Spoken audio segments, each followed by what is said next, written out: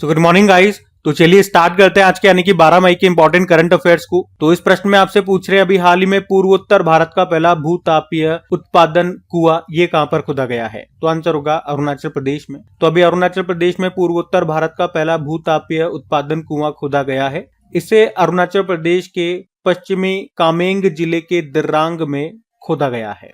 किसने खोदा? Centre for earth sciences and Himalayan studies ने।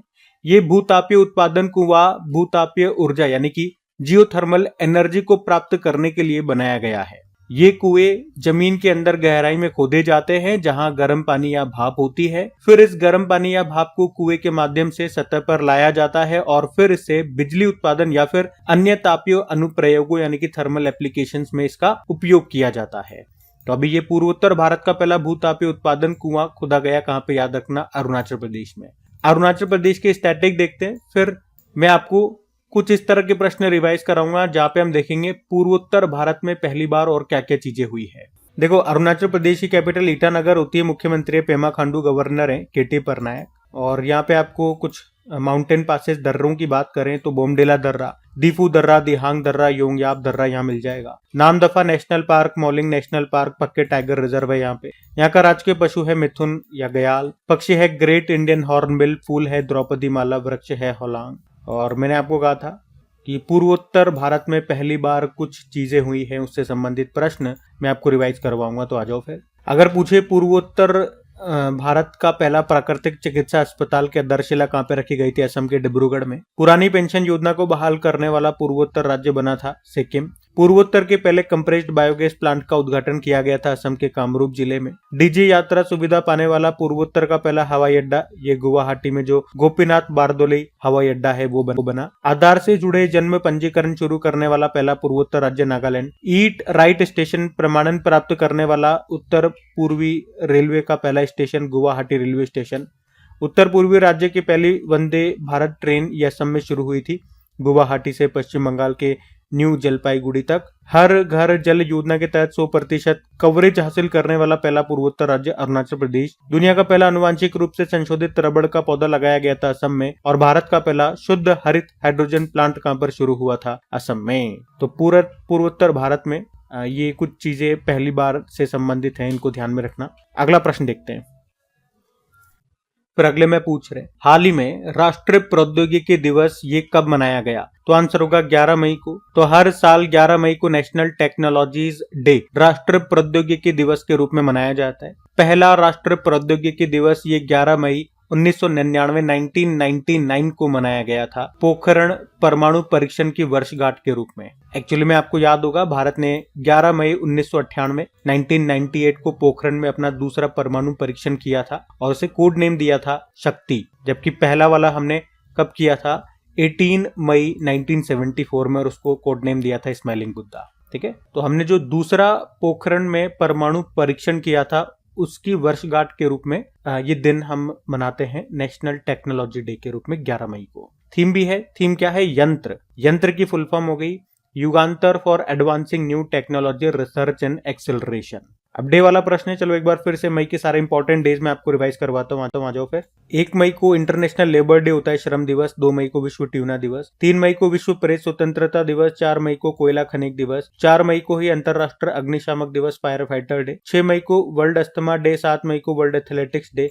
8 मई को विश्व थैलेसीमिया दिवस। 8 मई को वर्ल्ड रेड क्रॉस डे। और 10 मई को विश्व पक्षी प्रवासी दिवस के रूप में हमने मनाया था। वैसे ये मई और अक्टूबर के दूसरे शनिवार को होता है, तो एक तो 10 मई को मना रहे हैं इस बार और 11 अक्टूबर को मनाएंगे। ठीक है, तो ये सब ध्यान में रखना। अगला प्रश्न देखते हैं। फिर अगले में पूछ रहे अभी हाल ही में सांगरी को जीआई टैग दिया गया, इसका संबंध किससे है? तो आंसर होगा राजस्थान।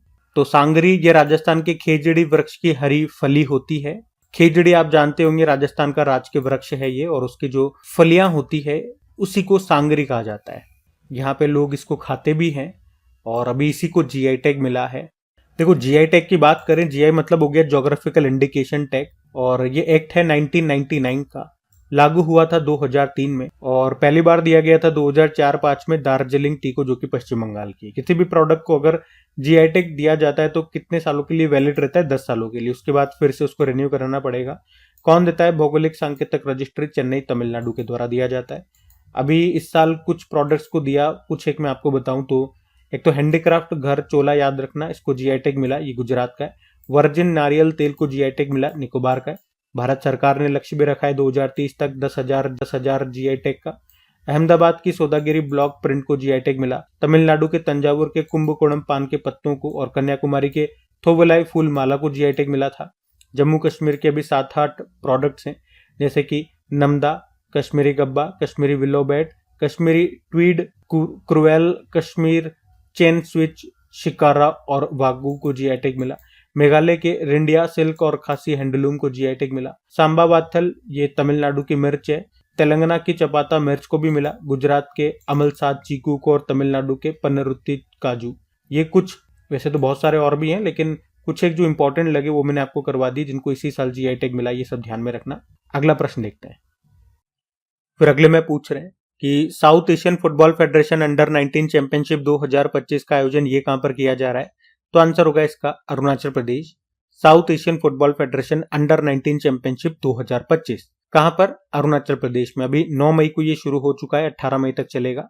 इसमें 6 टीमें हिस्सा ले रही हैं, बांग्लादेश की, भूटान, मालदीव, भारत, नेपाल और श्रीलंका की टीमें। और पाकिस्तान इस बार इसमें हिस्सा नहीं ले रहा क्योंकि पाकिस्तान फुटबॉल फेडरेशन को अभी फरवरी में ही फीफा ने निलंबित कर दिया था। तो साउथ एशियन फुटबॉल फेडरेशन पुरुषों की ये अंडर 19 नेशनल टीम्स के लिए एक फुटबॉल टूर्नामेंट है। इसका आयोजन साउथ एशियन फुटबॉल फेडरेशन के द्वारा किया जाता है। हर 2 साल में होता है ये। पहली बार 2015 में हुआ था, अभी लास्ट टाइम 2023 में हुआ था नेपाल में।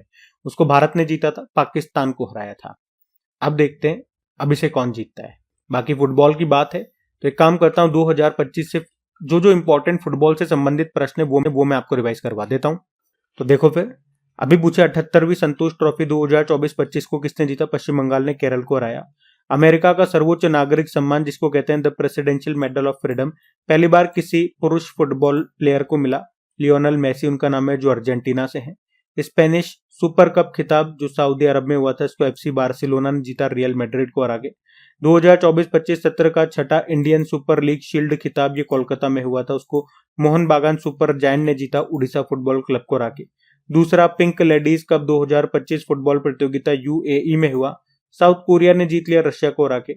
11वां इंडियन सुपर लीग 2024-25 और इसको मोहन बागान सुपर जायंट कोलकाता ने जीत लिया बंगलुरु फुटबॉल क्लब को हरा के। अभी 5वां कलिंगा सुपर कप 2025 को जीत लिया गोवा फुटबॉल क्लब ने जमशेदपुर फुटबॉल क्लब को हरा करके। एक ये भी याद रखना कि फीफा वुमेन्स वर्ल्ड कप जो अगली बार होंगे ये 27 में होंगे और कहां पे होंगे? ब्राजील में होंगे। उसी तरह से अगर मेंस में पुरुषों का बात करते हैं फीफा मेंस वर्ल्ड कप, तो अगला वाला जो होगा ये 2026 में होगा। 3 देशों में होगा, कनाडा, मैक्सिको और यूनाइटेड स्टेट्स। 23वां संस्करण होगा। ठीक है, एक फुटबॉल को रेगुलेट करने वाली जो बॉडी है फीफा, उसको भी बात करते हैं। स्थापना होती है 1904 में, हेडक्वार्टर ज्यूरिख स्विट्जरलैंड में है, प्रेसिडेंट है ज्ञानी इन्फेनिटो। और इसी तरह से Rovers Cup, Santosh Trophy, Subroto Cup, Durand Cup, Ashutosh Cup, Merdeka Cup, Nehru Cup, इनका सबका संबंध है फुटबॉल से। ठीक है, अगला प्रश्न देखते हैं। फिर अगले में पूछ रहे, हाल ही में विकसित कृषि संकल्प अभियान जो किसानों को आधुनिक तकनीक और बीज किस्मों के बारे में जागरूक करने के लिए है, अभी इसको किसने शुरू किया? तो आंसर होगा केंद्रीय कृषि मंत्रालय ने। हमारे जो कृषि मंत्री हैं शिवराज सिंह चौहान, अभी उन्होंने ही विकसित कृषि संकल्प अभियान को शुरू करने की घोषणा की है। यह अभियान 29 मई से शुरू होगा, 12 जून तक पूरे भारत में चलाया जाएगा। उद्देश्य है खरीफ सीजन की शुरुआत से पहले 1 से 1.5 करोड़ किसानों को मॉडर्न फार्मिंग टेक्नोलॉजीज और नई सीड वेराइटीज के बारे में जानकारी दी जा सके इस अभियान के अंतर्गत। और खरीफ फसल में कौन कौन सी मुख्य फसलें आती है? ये आता है धान, चावल, मक्का, ज्वार, बाजरा, सोयाबीन, मूंग, उड़द, कपास, गन्ना और तिल और अरहर की दाल। तो ये सब आपकी खरीफ की फसलें हैं। और इन्हीं के लिए अभी कौन सा अभियान शुरू हुआ? कृषि संकल्प अभियान। ये हम पढ़ चुके हैं, ध्यान में रखना। अगला प्रश्न देखते हैं।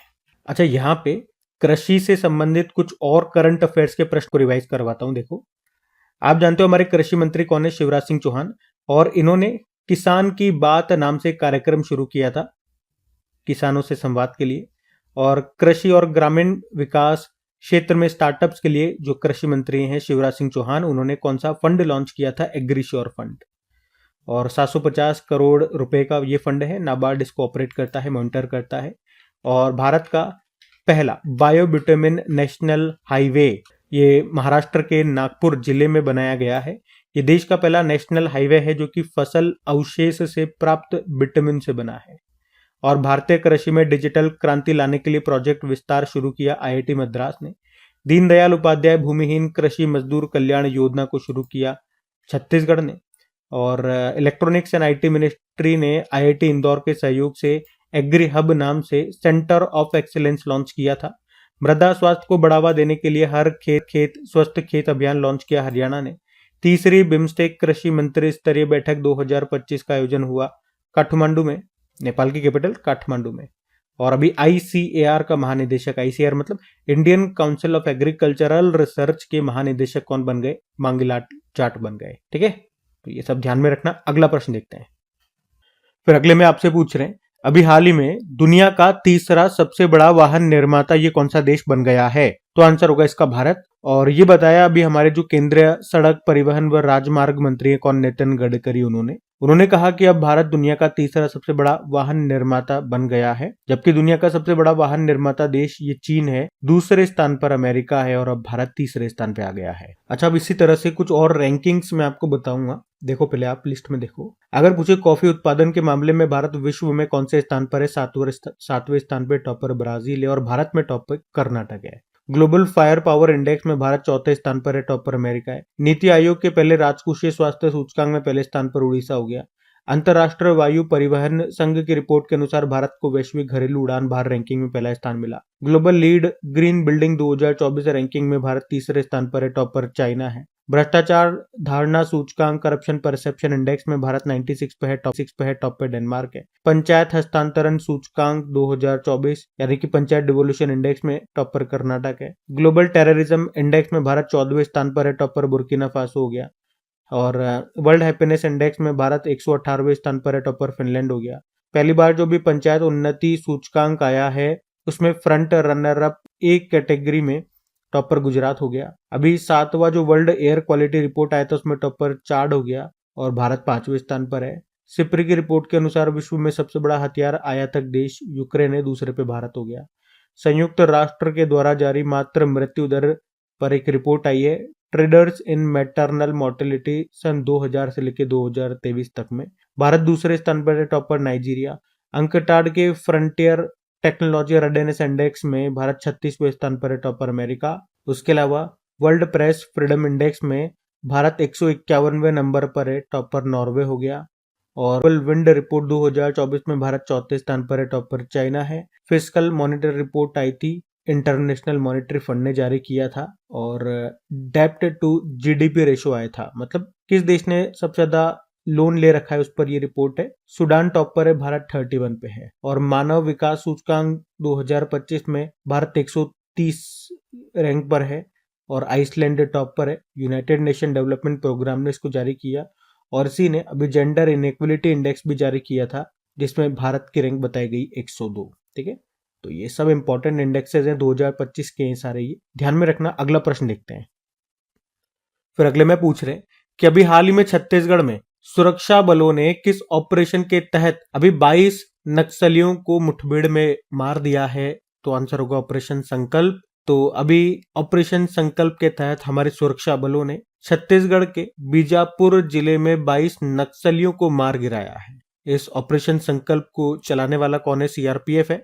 अच्छा, इसी तरह आपको याद होगा हमारे जो गृह मंत्री अमित शाह, उन्होंने कहा था कि हम नक्सल मुक्त भारत का लक्ष्य रखते हैं। कब तक का? मार्च 2026 तक भारत नक्सल मुक्त हो जाएगा। बाकी सीआरपीएफ की बात करें, स्थापना होती है 1939 में और तब इसे क्राउन रिप्रेजेंटेटिव पुलिस के नाम से जानते थे। बाद में 1949 के बाद यह सेंट्रल रिजर्व पुलिस फोर्स के रूप में जाना जाने लगा। डायरेक्टर जनरल कौन है? ज्ञानेंद्र प्रताप सिंह है। और मोटो होता है सेवा और निष्ठा, सर्विस एंड लॉयल्टी। बाकी कुछ और ऑपरेशंस में आपको रिवाइज कराता हूं जो अभी न्यूज में थे। देखो, ऑपरेशन सर्वशक्ति की पहले बात करते हैं तो भारतीय सेना ने जम्मू कश्मीर से आतंकियों को खत्म करने के लिए चलाया था। ऑपरेशन इंद्रावती हैती से भारतीयों को निकालने के लिए चलाया। ऑपरेशन कामधेनु जम्मू कश्मीर पुलिस ने मवेशी तस्करी को रोकने के लिए चलाया। ऑपरेशन बॉम्बे बकेट, तो उत्तराखंड के जंगलों में आग को बुझाने के लिए चलाया था इसे। ऑपरेशन डेविल हंट, बांग्लादेश ने हिंसा से निपटने के लिए शुरू किया था। ऑपरेशन ब्रह्मा भी म्यांमार में भूकंप आया था, मदद के लिए चलाया हमने ऑपरेशन ब्रह्मा। ऑपरेशन टिक्का, जम्मू कश्मीर के पहलगाम में आतंकी हमले के बाद घुसपैठ को रोकने के लिए हमारी भारतीय सेना ने यह शुरू किया operation Tikka. Operation hawk CBI ने शुरू किया था ऑनलाइन बाल यौन शोषण नेटवर्क को समाप्त करने के लिए। ऑपरेशन सिंदूर, पाकिस्तान और पीओके में 9 आतंकवादी ठिकानों को समाप्त करने के लिए हमने चलाया। और ऑपरेशन अभ्यास, ये सिविल डिफेंस मॉक ड्रिल अभ्यास है जो भी बंगलुरु में हुआ था, उसको नाम दिया ऑपरेशन अभ्यास। ठीक है, ध्यान रखना ये सब। अगला प्रश्न देखते हैं। फिर अगले में पूछ रहे कि अभी हाल ही में महाराष्ट्र सरकार के द्वारा देवी अहिल्याबाई होलकर का स्मारक ये कहां पर बनाया जाएगा, तो आंसर होगा चौंडी में। तो अभी महाराष्ट्र सरकार ने चौंडी में अहिल्याबाई होलकर स्मारक के लिए भी 681 करोड़ रुपए मंजूर किए हैं। और महाराष्ट्र सरकार ने अभी 2025 में उनकी 300वीं जयंती पर अहिल्याबाई होलकर के जीवन पर एक फिल्म बनाने की भी घोषणा की है। अहिल्याबाई होलकर ये मालवा साम्राज्य की होलकर रानी थी। उनका जन्म 31 मई 1725 को हुआ था। तो ये महाराष्ट्र के अहिल्यानगर जिले, जिसे पहले अहमदनगर के नाम से जानते थे, अभी अहिल्यानगर कहते हैं, तो इस जिले में चौंडी गांव है, वहां पे इनका जन्म होता है। और उन्होंने 1767 से लेकर 1795 तक होलकर वंश की शाही परिवार की सत्ता संभाली थी। वे मध्य प्रदेश के महेश्वर से अपना शासन चलाया इन्होंने, और मध्य प्रदेश के महेश्वर से अपना शासन इन्होंने चलाया था। और अभी इनकी जयंती पर ही महाराष्ट्र सरकार ने एक महिला सशक्तिकरण अभियान भी शुरू किया था, अभी हमने पढ़ा था, उसका नाम है आदिशक्ति अभियान। ठीक है, तो ये भी ध्यान में रखना। अगला प्रश्न देखते हैं। फिर अगले में पूछ रहे अभी हाल ही में किस राज्य के भगोरिया आदिवासी नृत्य, गोंड आदिवासी चित्रकला और नर्मदा परिक्रमा को राष्ट्र विरासत सूची में शामिल किया गया, तो आंसर होगा मध्य प्रदेश। तो अभी मध्य प्रदेश के भगोरिया आदिवासी नृत्य, गोंड आदिवासी चित्रकला और नर्मदा परिक्रमा को भारत की अमूर्त सांस्कृतिक विरासत की राष्ट्र सूची में शामिल कर लिया गया है। वैसे आपको बता दूं, इससे पहले मध्य प्रदेश के भोपाल के चार बैत और इंदौर के गेर, इसे पहले से ही इस सूची में शामिल किया जा चुका है। तो अब यहाँ से टोटल 5 चीजें हो गई जिसे अभी राष्ट्र विरासत सूची में शामिल किया गया है मध्य प्रदेश से। ठीक है, तो अब मध्य प्रदेश की कुल 5 परंपराएं होंगी जो कि इसमें शामिल हो चुकी है। अब बात मध्य प्रदेश की है, तो ये रहा मैप में एमपी। देखो, इसकी कैपिटल होती है भोपाल, मुख्यमंत्री मोहन यादव हो गए, गवर्नर है मंगूभाई छगनभाई पटेल। तो राज के पशु बारहसिंगा हो गया, पक्षी है दूधराज, वृक्ष है बरगद, खेल है मल्लखंभ, पुष्प है सफेद लिली और मछली है महशीर। कुछ और पॉइंट्स मैं आपको याद दिलाऊं, ये सारे 2025 के करंट अफेयर्स हैं जो कि रिलेटेड हैं मध्य प्रदेश से। जैसे कि अभी एनिमल एक्सचेंज प्रोग्राम के तहत मध्य प्रदेश से 15 बाघों को किस राज्य में भेजा जाएगा, उड़ीसा, राजस्थान और छत्तीसगढ़। स्वामी विवेकानंद युवा शक्ति मिशन यहाँ पे शुरू हुआ था, पार्थ योजना शुरू हुई थी।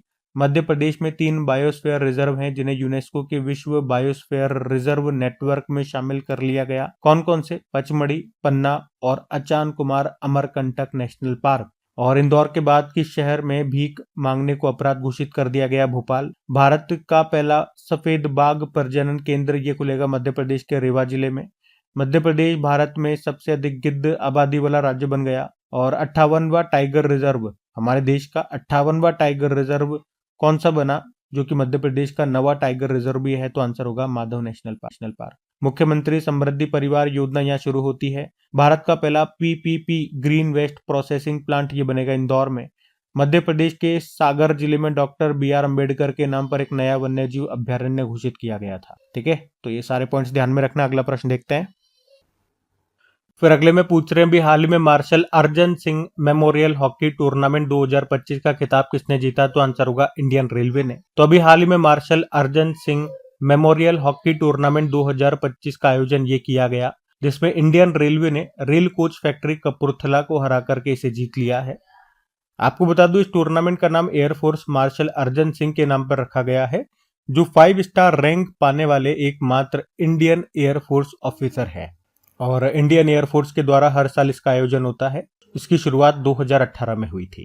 ठीक है, तो ये भी ध्यान रखना। बाकी ये थे आज की हमारी करंट अफेयर्स की क्लास। और बाकी जो भी करंट अफेयर्स हम पढ़ते हैं उसका टेस्ट आपका रखा जाता है MCQ फॉर्मेट में, जहाँ पे जाकर के आप इनकी प्रैक्टिस कर सकते हैं। आपको मिलेगा कहाँ पे, अपनी क्रिक एग्जाम एप्लीकेशन पे, और पीडीएफ आपको अवेलेबल हो जाती है एप्लीकेशन और टेलीग्राम पर, जिसका लिंक नीचे डिस्क्रिप्शन बॉक्स में है। वैसे एप्लीकेशन को डायरेक्ट आप गूगल प्ले स्टोर से भी इंस्टॉल कर सकते हो। तो चलो भी कल के करंट अफेयर्स का भी क्विक रिविजन करते हैं, फिर सेशन एंड करते हैं।